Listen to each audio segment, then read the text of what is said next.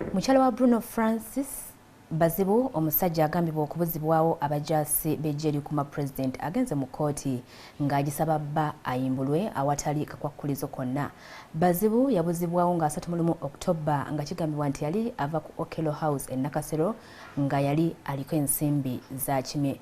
Okusinziira ku mukyala we Fiona Namazzi, Bazibu asusizza essaawa 8 eziragirwa mu mateeka omusibe okuleetebwa mu kkooti nga kati talaba nsonga lwaki SFC ekyamukutte. Onera annyonnyodde ne kkooti nti abajaasi nga bakolagana ne poliisi y'e Kajjansi bayaza amaka ge agasangibwa ebwe bajja, wabula kimwewuunyisa nti ne bwe baakola ebyo tebamuganya kwogerako na bba oba okumubuulira gye baamussa.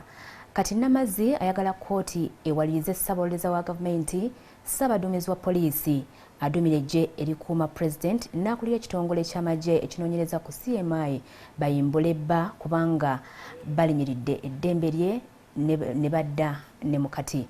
Omulamuzi Emmanuel Baguma ategeezezza nga bw'agenda okutandika okuwuliriza ensonga zino obulungi ku Lwokutaano luno.